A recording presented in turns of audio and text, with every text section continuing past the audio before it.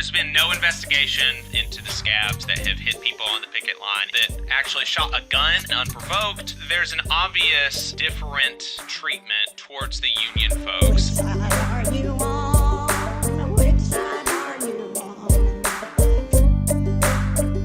Last week, we told you that the UMWA sent an unconditional return to work offer to Warrior Met, and Warrior Met had not responded at that date.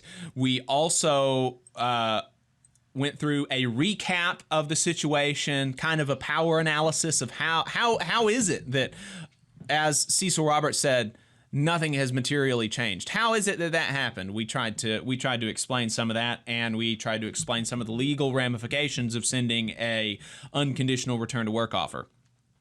So if you want to check that out, it's on our YouTube channel. You can do that. The update now is that Warrior Met has responded, accepting the offer and saying that that returning workers to work on March the 2nd may be a bit ambitious. It may be a bit too quick, but they're willing to work with that as the goal. But they do need the striking miners to take physical examinations, drug tests, and safety training before they can return to work, as well as reiterating their position that 41 of the striking miners will not be allowed back to work for allegations of improper picket line activity. See, that really pisses me off because to me, that is a separate issue. If you have legitimate evidence of 41 people who have done something wrong, then pursue that through your disciplinary procedures, right? I think that is a power move by the company. They are intentionally trying to further divide the union and get the union to throw those folks under the bus, and I just really find that despicable. And there's no excuse for that, because like any employer, they have a method and a set of procedures to administer discipline, and if they have proof that these folks have done something, well, then they can address that. Yeah. To say that they are just not allowed back over these allegations. Allegations, right? Allegations, Unproven. right? I mean, I don't know who the miners are, the 41, and I don't know, like, to the extent to which they have due process rights, their seniority, that kind of thing. But, presumably there's some due process they're entitled to.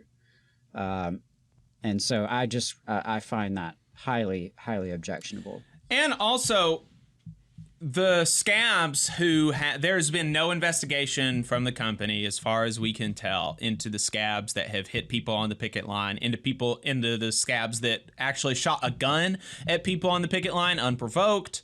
So there's totally there's an obvious different treatment here towards the union folks. And if you really want to, if you really want to find out about improper picket line activity, quote unquote, you can't just look at one side. And I think that's pretty much what the company is putting forward. And as you said, there was improper picket line activity from folks on the company side, from folks on the scabs side. Right. So, and also, you want some Truth and Reconciliation Commission to come, find out all the facts of, everything that everybody did wrong, okay, but to just say that these particular miners we think did something bad and therefore we're not going to budge and let them in on the property is just obscene. Exactly. And also, frankly, the picket line is a contentious place. And so you are going to have some amount of, let me put it this way. It is not unreasonable that you would have some amount of tensions flaring, of conflict at the site of the picket line, at the site of, it's an emotionally charged place, and scabs are going into the mine, taking your job, and, stabbing you in the back. Right. Yeah, because these are people who know full well Exactly. that they're scabbing, right? And I want to make that distinction. And I give credit to someone in my life who helped me have that distinction. I was describing a different labor situation, and I called some people scabs, and she was like, hold up, did they really know they were scabs? Mm-hmm. And I had to think about it. And in that case, I can't say for sure they did. In this case, right. These people are, they were scabbing. They knew they were crossing the picket line. They knew that they were facilitating Warrior Met's effort to crush the Union and to crush an entire community. Mm-hmm. Yeah, I mean that pisses people off, understandably. Okay. Yeah, and I mean, this isn't just us. I mean, you can go look at literary giant Jack London. How did he describe scabs?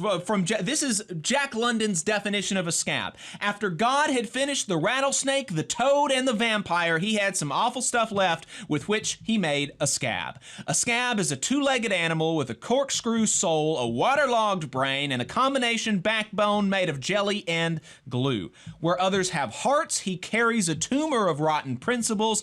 Judas Iscariot was a gentleman compared to a scab. For betraying his master, he had the character to hang himself. The scab hasn't. There's nothing lower than a scab.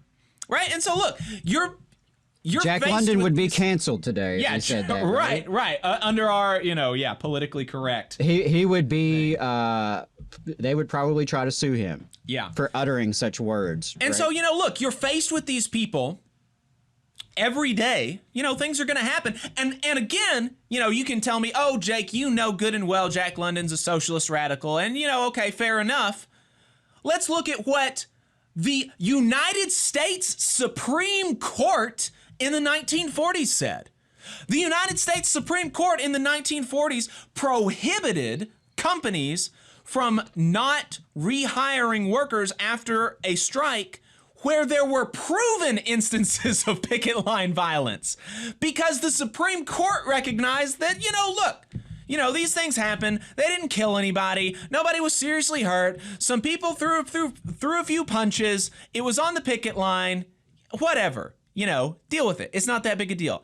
That's what the Supreme Court of the United States of America said in the 1940s.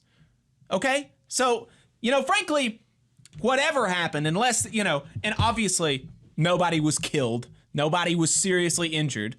How do I know that? Because we would know about that if somebody was murdered, right, on the picket line by the miners. Okay, we would know about that. That hasn't happened. These people should be able to go back to work. So the UMWA has said they're in receipt of the letter. The union meets on Wednesday to discuss. We'll update you next week. You just saw a clip from the Valley Labor Report. We are live every Saturday morning from 9:30 a.m. till 12:30 p.m. And we pride ourselves on keeping all of our content free to everybody so that we can talk to as many working folks as possible. If you support the work that we're doing, you think that it's important, you think that it's good, then consider making a monthly contribution to the project, and you can do that on our website, tvlr.fm.